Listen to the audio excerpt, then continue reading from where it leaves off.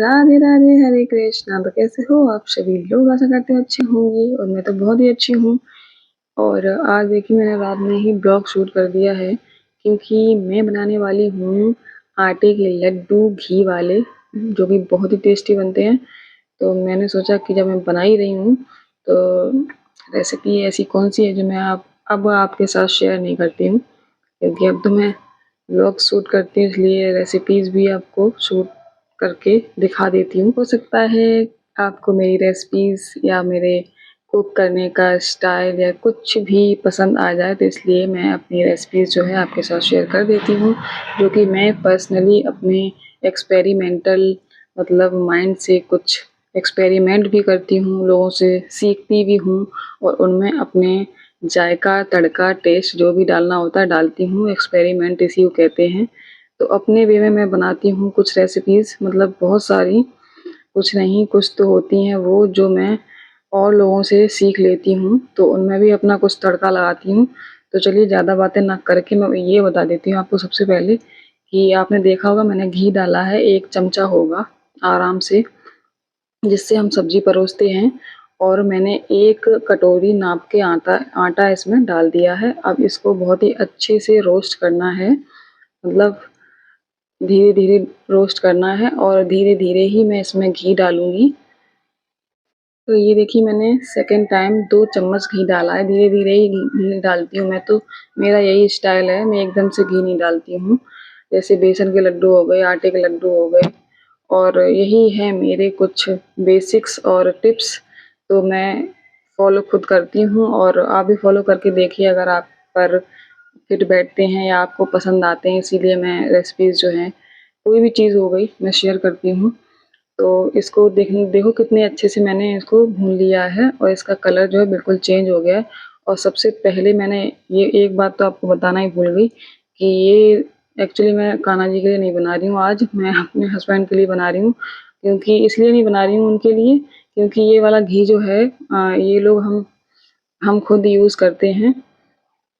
Actually हुआ ये कि जो भी मैं कान्हा जी के लिए यूज़ करती हूँ वो अभी है नहीं इतना, और जो हम लोग घी यूज़ करते हैं तो वो मैं कान्हा जी को नहीं देती हूँ, क्योंकि वो मतलब किसी भी तरीके से हम लोग उसको टच कर लेते हैं।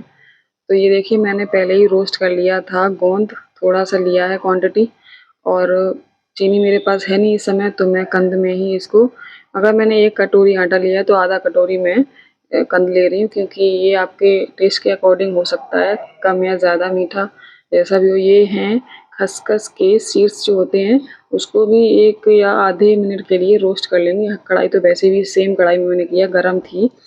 तो ये मैं अपने हस्बैंड के लिए बना रही हूँ, और क्योंकि अब वो सुबह मॉर्निंग में बहुत जल्दी चले जाते हैं, 6 या कभी-कभी 4 या 5 बजे भी उठ जाते हैं, तो वो चले जाते हैं क्योंकि प्लॉट का काम जो है शुरू हो गया है, तो इसलिए मैं बना रही हूँ। और पहले मैं कम बना के देख रही हूँ, क्योंकि बाई चांस उनको पसंद ना आए, क्योंकि हर चीज़ उनको पसंद नहीं आती है, फिर वो खा नहीं सकते, चाहे कितनी भी मतलब मैं कहूँ या कुछ भी हो, लेकिन खा नहीं सकते। तो जो उनको पसंद आता है बस वही खाते हैं, एक्स्ट्रा बिल्कुल भी नहीं। तो उनके लिए मैं बना के रख रही हूँ, और वही इस समय बहुत ज़्यादा मेहनत पड़ रही है उन पे, बहुत ही ज़्यादा, डबल-डबल काम है, और ऑफ़िस का काम तो है ही, लेकिन और काम अब स्टार्ट भी हो गया है मकान का, तो वो भी देखना है, तो बहुत ही जल्दी मॉर्निंग में निकल जाते हैं। तो मैंने सोचा कुछ ऐसा बना के रख दूँ, क्योंकि इतनी जल्दी कुछ बन भी नहीं पाता है, और फिर इतनी जल्दी कुछ हैवी खाने का मन भी नहीं होता है हर किसी का। तो देखिए मैंने घी फिर से डाला है बाइंड करने के लिए, बाइंड करके मैं देखूँगी एक बार। तो जितना मतलब बाइंड हो जाए उतना ही घी डालना है, अगर आप ज़्यादा डालेंगे तो फिर अभी गर्मियाँ हैं तो ये जो है शेप में नहीं आएँगे। सर्दियों में ज़्यादा घी लग जाता है क्योंकि वो जम जाता है, तो इसलिए मैंने सोचा कि लड्डू बना के रख देती हूँ, तो सुबह मॉर्निंग में खा जाएँगे, और जब अगर अच्छे लगेंगे और तो फिर और नेक्स्ट टाइम फिर बना लूँगी मैं। तो देखिए मैंने फिर से घी डाला है क्योंकि बाइंड नहीं हो रही थी, तो उतना ही घी डालना है जितना कि बिल्कुल परफेक्टली बाइंड होने लगे, बस उतना ही डालना है, ज़्यादा एक्स्ट्रा नहीं डालना है, क्योंकि मेरे पास तो वैसे भी एक्स्ट्रा नहीं, इतना ही घी बचा है। और कान्हा जी के लिए मैं बाद में बनाऊँगी, जब घी बना लूँगी उसके बाद फ्रेश। लड्डू जो हैं थोड़े गरम-गरम ही मतलब बाँधने पड़ते हैं, बाइंड करने पड़ते हैं, क्योंकि एकदम से ठंडा हो जाएगा अगर सॉल्यूशन, तो फिर लड्डू बन नहीं पाते हैं, शेप में नहीं आते हैं।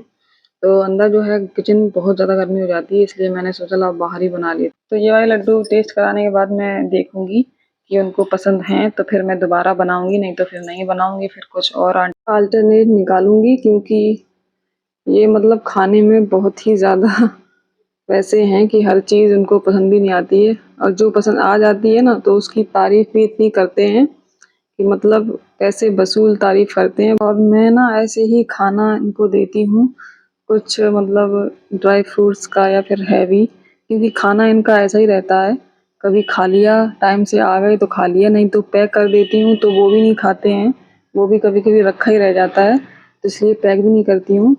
और कुछ लोग भाई कुछ ऐसे भी हैं कि यही समझते हैं कि मैं खाना नहीं बनाती हूँ, आलस करती हूँ या कुछ भी, मतलब जजमेंटल जो होते हैं ना वो जज करते ही रहते हैं मुझे।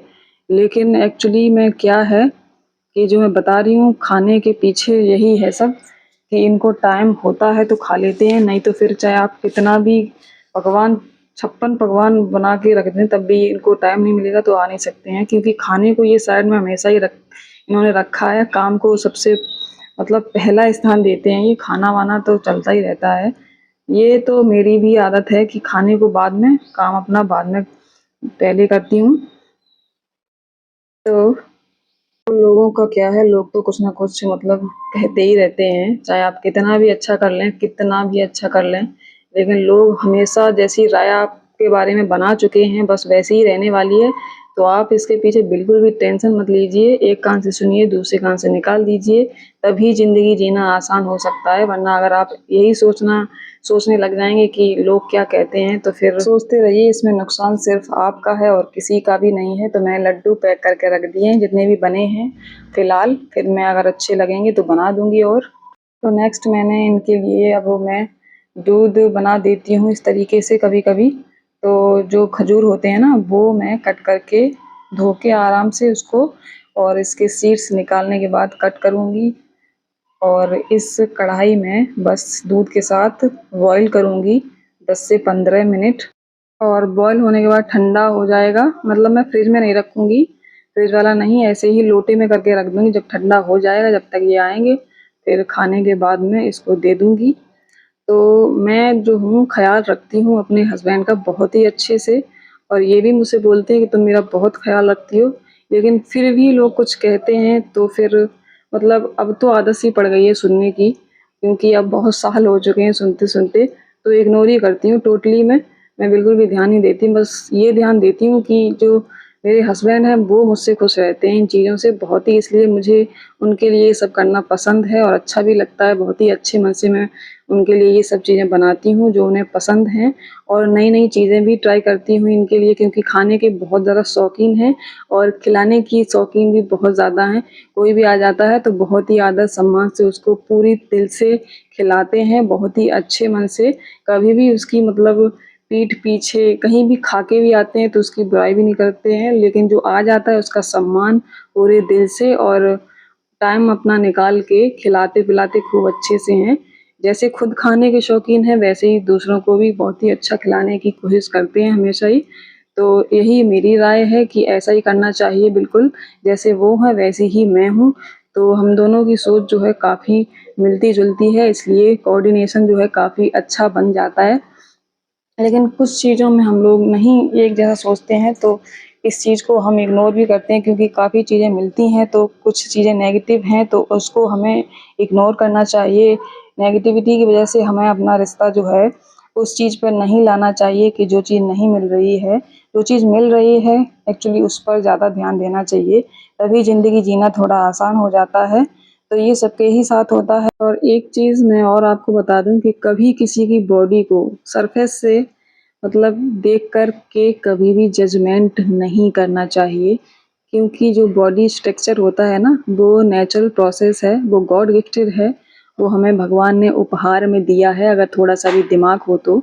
तो इसके पीछे का रीज़न ये नहीं हो सकता है कि उसकी बीवी उसे खाना नहीं देती है, कि उसने चूस लिया है, या मतलब एटसेट्रा एटसेट्रा जाने क्या-क्या लोग बोलते हैं भई। इन सब चीज़ों को ना जब मैं सुनती हूँ तो इतना गुस्सा आता है, लेकिन मैं उनको कुछ भी जवाब नहीं दे सकती हूँ, क्योंकि मुझे पता है कि मेरे हस्बैंड मुझसे खुश हैं बहुत ही अच्छे से, इसलिए मैं उनको जवाब नहीं देती हूँ। अगर हाँ, ये भी अगर कुछ कहने लग जाते तो शायद मैं कुछ कहती भी, लेकिन इन्होंने कभी भी मुझसे कोई भी एक्सपेक्टेशंस जो होती हैं ना, वो उतनी ही रखी जितनी मैं कर पाती हूँ, और बोलते भी हैं कि तुम बहुत करती हो, और मैंने हर एक फ़ॉर्मूला इनके ऊपर आज़माया है। मैं अपना प्रैक्टिकल बता रही हूँ कि मैंने हर एक वो चीज़ की है जो इनको थोड़ा-सा पतले हैं, और इसलिए और लोग जज करते हैं कि इतने पतले क्यों हैं, खाना नहीं देती होंगी या कुछ भी बनाती नहीं हैं, आलस कर जाती हैं, खाना नहीं टाइम से देती हैं, बनता ही नहीं है तो खाएँगे कहाँ से? तो ये सब चीज़ें जो हैं जब सुनती हूँ, सुनने को तो मिलता ही है भई, जब सुनती हूँ तो दिमाग भी खराब होता है, लेकिन फिर मतलब सोच लेती हूँ कि जितना जिसके पास दिमाग है बस उतनी ही बातें करता है वो इंसान। जितनी नॉलेज होती है बस फेंकता है और चला जाता है मुँह पे। कभी भी कोई नहीं सोचता है कि अगले वाले इंसान को, जो हमारे जिसके लिए हम बोल रहे हैं, उसको कैसा फ़ील हो सकता है। कभी खुद पर फ़ील और ट्राई करके देखिएगा तो कैसा लगता है। इसलिए मैंने बोला, क्योंकि मैं ये बातें जो है ना बहुत ही मतलब सुन चुकी हूँ बहुत कई बारी, तो मुझसे कभी-कभी बर्दाश्त नहीं होता। मैं मन तो करता है कि मैं बोल दूँ जाके, लेकिन फिर मेरे हस्बैंड बोलते हैं कोई बात नहीं, जो बोल रहा है उसको बोलने दो, तुम अपने काम पर फ़ोकस करो बस। इसीलिए मैं फिर कुछ नहीं बोलती हूँ कि मतलब मेरे हस्बैंड को मुझसे कोई दिक्कत नहीं है। फिर जब खुश हैं वो हर एक चीज़ से मेरी, तो फिर मुझे लोग चाहे कितना भी कुछ भी कहें, मुझे क्या मतलब? कुछ भी कहें, वो कह रहे हैं ना तो उनके लिए ही है, मेरे लिए कुछ भी नहीं है। वो अपनी सिर्फ़ नॉलेज दे रहे हैं, अपना ज्ञान बाँट रहे हैं, जो ज्ञान है उनके पास बस वही दे रहे हैं। जो जिसके पास होता है बस वही देता है। तो हमें सिर्फ़ ऐसे लोगों से थोड़ी-सी दूरी बनाकर चलना चाहिए, ताकि उनकी जो नेगेटिव सोच है ना वो हमारे फैमिली पर पड़े ना, और उससे हमें कोई इफ़ेक्ट ना पड़े, और अच्छा खासा चलता रहे। तो ज़्यादा नहीं, थोड़ी-सी दूरी उनसे बनाए रखना चाहिए, बहुत ही अच्छा होगा आपके लिए। तो इतना सब कुछ मैंने पहली बार बोला है, कभी भी नहीं बोला और ना बोलती। ये सब चीज़ें सुन-सुन के ना मैं पक चुकी थी, इसलिए मैंने बोला, मेरा कोई बोलने का और रीज़न नहीं। कैसे बने? देखो ये कैसे गा रहे हैं ऐसे। ऐसे भी कोई खाता है?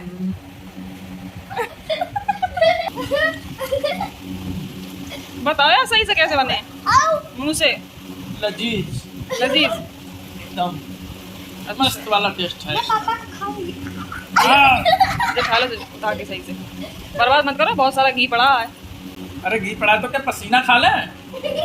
तो फिर हटाओ इसको, बेडशीट पे ना गिरे। हटाओ।